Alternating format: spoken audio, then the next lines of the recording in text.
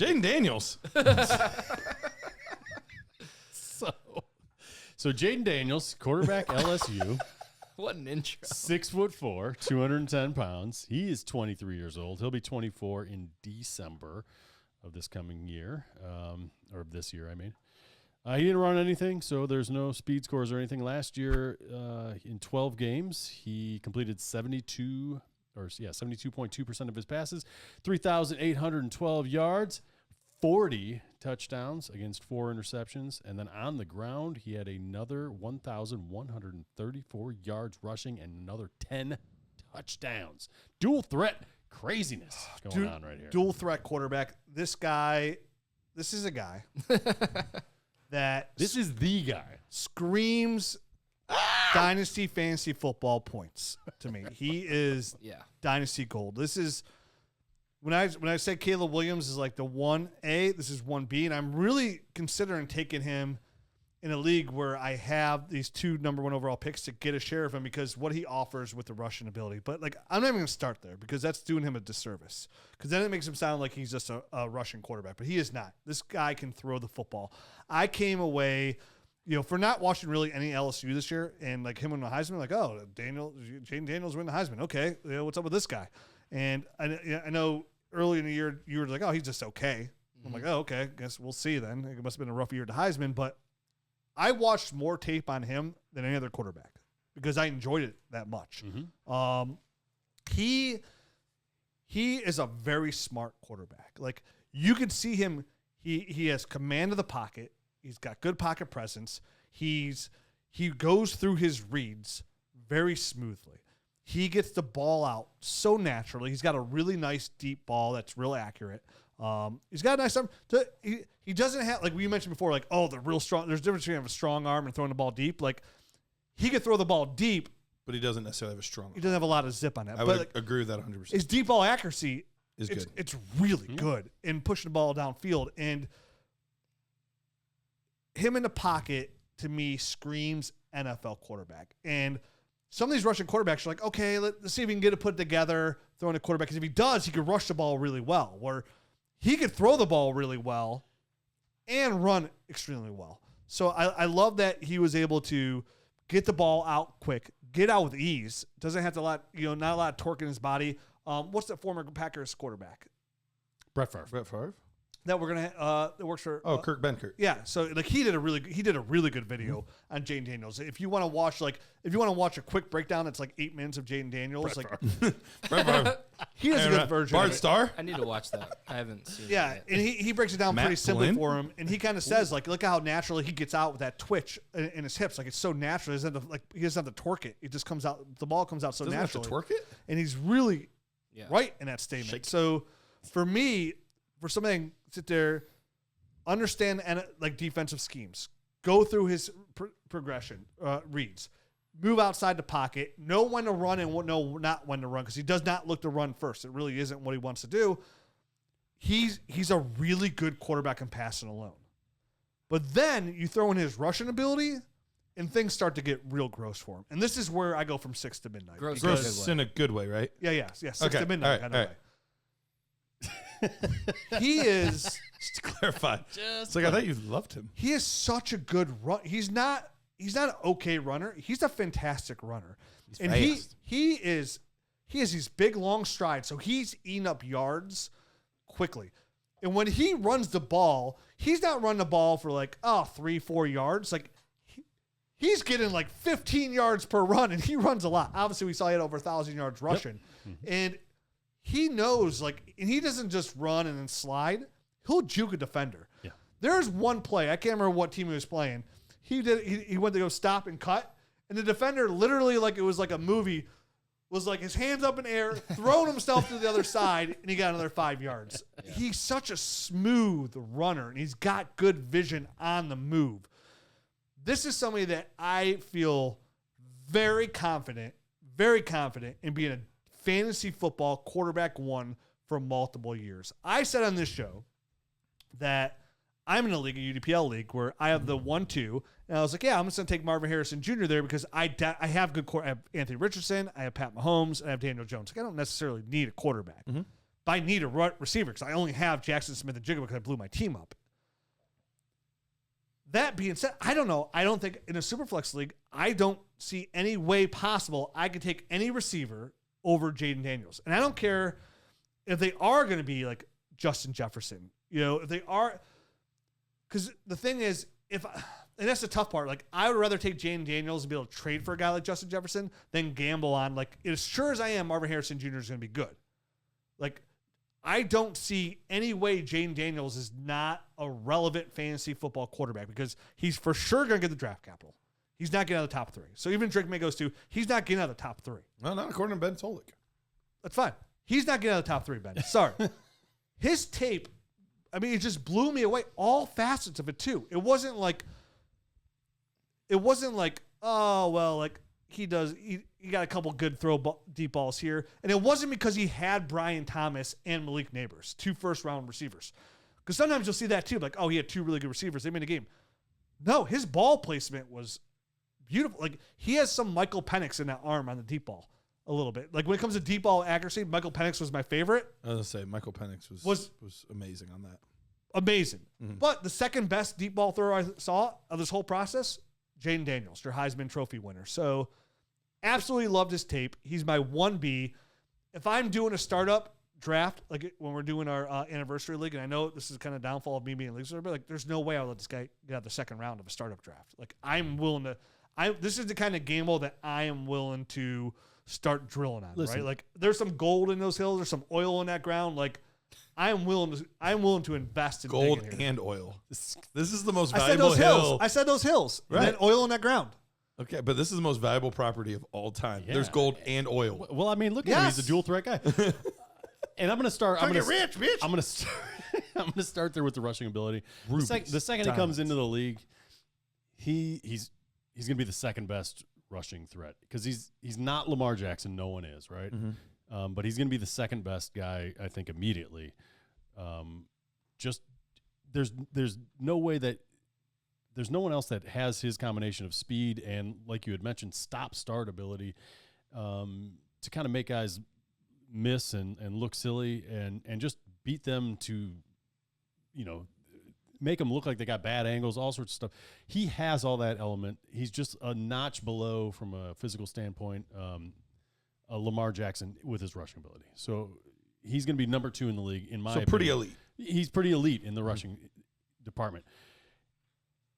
For what I see, I think he's a little bit better of a thrower of the football than Lamar Jackson was when he came into the league. I would agree with that. So that is nice. Not to say that he's without warts, though, in that area. So I do want to highlight some of the things that I saw when I was watching the tape. And, yes, he will hit some beautiful passes and make everything look perfect at times. But there are also times when a guy's on a short dump-off pass that he just airmails it 5 yards above his head.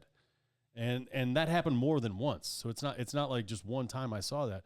So that is in his game as well. And can that stuff get ironed out through coaching?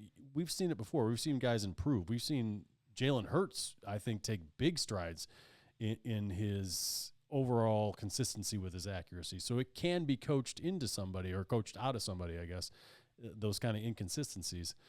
But it's there. I want it noted. I want people to know that that's within the realm of his game. I mean, Deshaun Watson is a perfect example of a guy that will look great on one play, but then throws one in the ground or throws one over a guy's head, and it's maddening, and it can be almost drive-killing at times in the NFL if that's something that continues.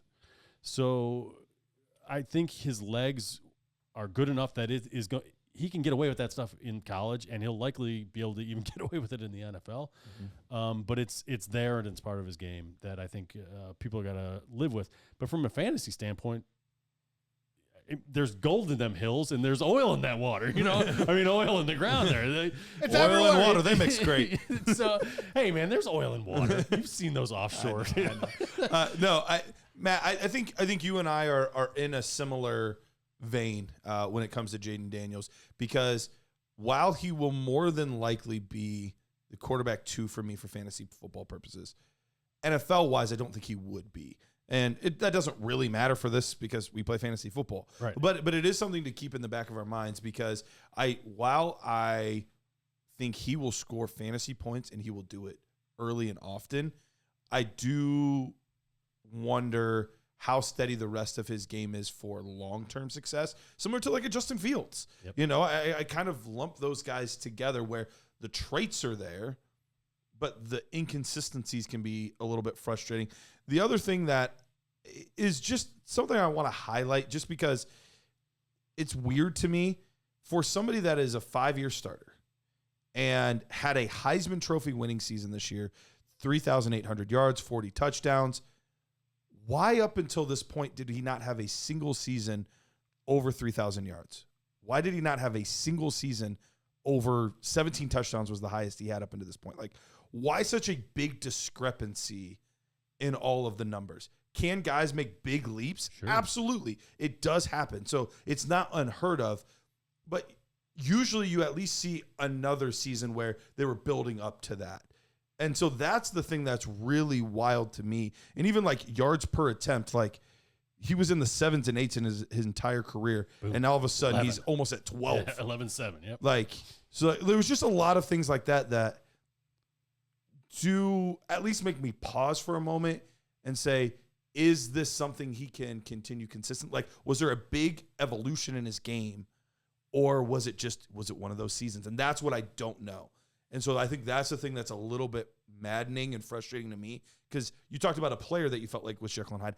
I feel like I'm Jekyll and Hyde when I look at him, because on one hand, the fantasy upside is Mahomes and Allen, and like the fantasy upside is 1,000,000% there, but I just don't have the same level of confidence that you do in the prospect. See, overall. that never worries me as much for these college kids, because it's such a small window they're playing in anyways. Like, and sometimes things just click. Like, it comes together. It could be a coaching, it could be another players around you. Anything. Sometimes things just click for somebody. They finally put together. Like, all of a sudden, you know, they're bad, and then all of a sudden they're good, and you're like, oh wow, where did that come from? And it happens. And you know, to me, I'd rather, like, I get worried if it's like a little bit like this. In that good? Well, I mean, it was this. It wasn't even up and down. I'm talking about like even in their play. Like I watch their play. Rich is saying he's worried when it's up and down during the season. A rise at some point in somebody's, Sure. especially college career. We talk about it all the time. What we don't do is allow for these guys to get better, and maybe Sure. he just got better. And Definitely possible. Like we always say, I wish they'd go back 1 year, right? I wish they'd go back one more year, so they could put it all together, because they're close. And Right. sometimes like that can happen. And I mean, obviously having Brian Thomas, Malik Neighbor, something like that helps you as well. But I mean, like you said, it's just I watched a lot of his tape, and I came away completely satisfied. Like, and you're right. Did he overthrow a couple of those dump balls? But so did Caleb Williams. So did you know what I mean? Like, so does everybody at some point. that's why I'm not as high in this draft class as you guys. I don't So know. when we're chasing that dynasty They kicked gold, us down. again, you know, you're talking about a player that could be a top 10 overall fantasy football scorer for years to come. Like, that absolutely could be. he's got a chance to be the number one quarterback in this class from a fantasy perspective, and be a top 6 fantasy football quarterback going forward. So when you're talking about like a potential ADP jump for people that are going to be like thirsty on, like, this is the guy. And I want to make Right. it clear, I am not saying that I don't think Jayden Daniels can be an incredible fantasy quarterback. I think that is absolutely, positively a likely scenario. But there's just enough yellow flags in there for me where I'm just a little bit more hesitant. And, See, and one more yellow flag that I have is the fact he's 6'4", he's 210 pounds, and he does not protect himself when he runs. I've seen him literally get power drived into the ground. They'll Florida change State that game. when they give him. Yes. He left the Alabama game that they could have maybe He, won tried to had he been jump. in there. We got Over pile the middle. drived. Yeah. We got picked up and pile drived. Yeah. Listen, once they give him $100 million guaranteed, they'll be. You putting think that. so, but Josh Allen still plays the same way Josh Allen always Yeah, has but played. Josh Like, Allen's He's 240 pounds. Yeah, he's no, way that's my different. concern. That's my concern. Yeah, if he still keeps playing like Josh Allen, only at 210 pounds. That's what I'm worried And about. I was actually surprised to see 210. He looks very slight out there. I think he probably bulked up for. Dude, He probably did. that's probably why I didn't. That's do why he anything. didn't Probably run. didn't run. He didn't do any of the drills because he was drinking milkshakes. Yeah, trying to eating add Wonder some weight. Bread Yep. full of peanut butter. I came away like really impressed with his film because going into it, I mean, Jayden Daniels has started for 5 years. And, I've seen a lot of Jayden Daniels at Arizona State. And it was very underwhelming. Yeah, and it was just... It was. He wasn't who he is now. I mean, like you said, but I think it just looks like something has clicked because, I mean, just his fundamentals as far as, reading the field, it's just, what you teach. He reads through the goalposts, and that's through the middle of the field to get a read on the safeties. And then he's going 1, 2, 3 through his progressions and throwing on time.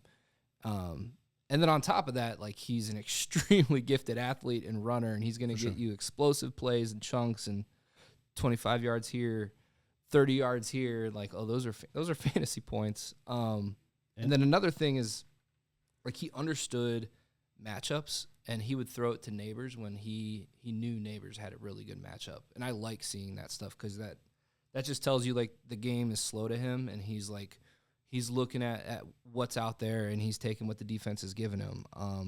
As far as, cons, I think he needs to work on his back shoulder ball a little bit, especially for the NFL, where guys are going to be a little more evenly matched up. And just same as you guys, I was a little bit worried about his ball velocity, but I think an important thing to note is throws are longer in college due to the hash marks. In the NFL, throws are a little shorter because of the hash marks from the further hash you're to always the in the middle, sideline. basically. Yeah, exactly. So it's nothing to be I'm worried about, but he doesn't have a rocket arm or howitzer or whatever, but I'm right there with you, Rich. It sounds weird. Caleb Williams is this touted. It's because of the talent and the ceiling with Caleb Williams. But dude, we're talking fantasy football points. Fantasy football points for sure, dude. This guy. This is it. They're there. This is what you're looking for. Yeah. This is it. When you draft Lamar Jackson in Dynasty in the first round in the Superflex League, you don't go be yeah, this guy's going to throw for a ton of yards. You're I'm getting Lamar. This dude's going to rush for 1,000 yards. I'm going to crush my league, right? Yeah. That's what you get here. And I wrote that my last note was if you love Lamar Jackson, you're going to really like him as a player. And I don't know why you wouldn't love Lamar Jackson for fantasy purposes. So sure. Most people are going to like this guy. And it's why he's my one. And it's why. And so what you're saying is you'd consider him at 1 overall too. And Superflex league. Depending on what happins in the draft, obviously. So in one league that. So I have 2, and you're right. I want to see what happens in the draft. But even if he goes to Washington or New England, it doesn't switch it for me. I'm in New England, he'll just run more, and Washington will throw more. And again, we already laid out in the past show all the people that need in the top 10. There's even if he gets past the top 3, he's not getting out of the top 12. You know what I mean? There's no way in hell he's going to drop. No, someone will trade up. He's not getting out of the top 5. That's what Yeah, he's not moving. I'm saying as a worst case scenario, he's a top 12 guy, and that's going to pick that get people fired. Yeah, if you pass on him. So, and I'm in a league. So I said I had those 2 leagues where I had the 1-1. One is more built to win now, and one's kind of I only have Trevor Lawrence and nothing else. So I think in the one where I'm winning now, whatever, I think I'm gonna take Caleb Williams there. Which is funny because I would think the opposite. I'm sorry. Jayden Daniels might. I'm sorry. Push you over the top. I'm sorry. The one I'm going to win now, I'm thinking about taking Jayden Daniels, and the one that's a long-term build, I'm thinking about taking – because that one I have 1-1, I have 1-4, and 1-12. And this I have 1-1, and that's it. And my team's built. So, I think I'm going to take Jayden Daniels 1-1 overall in that league and then take Caleb Williams another. So I have 2 shares. And when you play in multiple leagues like you do and most of us do, it's I like to diversify a little bit, make sure I that get it. If guys are close. For me, Oh, yeah, I'm screw it. If I like a guy, I like a guy. He's on my team. So from that standpoint, from fantasy wise, what would you guys advise our listeners at this point? Again, it's way too early. Do you think it's a terrible idea to take Jayden Daniels over Caleb Williams in Dynasty rookie draft? I don't think it's terrible. I would not do it though. Listen, I think if you're in the midst of a rebuild, I would go Caleb Williams. If you're looking for a foundation piece, I think I would probably go Caleb Williams. He's going to be a little bit safer, and he still has immense upside. Yeah. If I'm somewhere else other than square one of a rebuild, I would think about Jayden Daniels. So like what I just mentioned. Yeah, because I just it doesn't necessarily even have to be a contender. As long as he's not your first piece, I think it's okay because he's a high upside guy that could really either hasten your return to glory or push you over the top if you're close I would to rather personally, if I'm a contender or somebody that thinks they could be a contender, I would rather trade that pick personally than take Jayden Daniels and hope that he is what we think he is. Because we as that much as we that hope, wasn't an option. it is. You're making up, it's always an option. No, you're making up new things. Trading is an No, option. you're making I new would things. rather trade for a known commodity and then worry that he ends up having a Trevor Lawrence season. Yeah. Or worry That's that the he thing. has a. But nobody's giving you like I offered one team for something. They're like it was like Jordan Love, and they're like, I view Jordan Love in a 1-1 equally. So I'm like, oh okay, never mind. Yeah. That's the thing. Like you're not going to get. Like I understand what you're saying. Well, I mean, if you're willing to take should- Jayden Daniels 1-1, then maybe it's worth it because that's what you're saying. One of them you take Jordan Love or Jayden Daniels. One of them you take Caleb Williams. Yeah. So if that's the case, I would probably rather have Jordan Love, even though I'm not a big Love guy, because I've seen it. Yeah. I haven't seen it from Daniels. Dude, you're all love. I Okay. am Love. Yeah, you moved them up your rankings, right? Would you? All So the way up. where do you think about Number Jayden one Daniels quarterback. ahead of like the receiving core in the Superflex league? Is that 100% for you? Oh yeah, I'd take them over the receivers easily. I mean, in Superflex at this point, you have to. Yeah. Yeah, I agree. It's Which pretty is easy. I never thought like going this when I took those 1-1s. If That's you're why like, we oh, do this, right? you'd be doing Jayden Daniels later. I'm like, there's no 0%. It's all Caleb. I took those picks with Caleb Williams in mind before the year started. This was last year I took him. I think everybody was in that spot. Dude, I mean, we're in Devy leagues, and Jayden Daniels wasn't even drafted. Like, he's not even being held as a Devy right, player. right. Like, And we do 6 I rounds. have the first pick in that one league, and I'm like, yes. Oh, in the NEO league? yeah. Oh, man. No. In the Talking Dynasty. Oh, the Talking Dynasty League? Yeah. Nice. Yeah, so the move is if you like Jayden Daniels, see if you could move back to 1-2 and just get anything at all. Anything. Hey, give me Marvin Mims. You know what I mean? Give me 3-1. Give me 3-2. And I'll move back to 1-2. Like if you like him that much, I would definitely still try to Get a plus. get a play. And that's what I'm going to do with the one league where Not anymore because they're listening, but, whatever.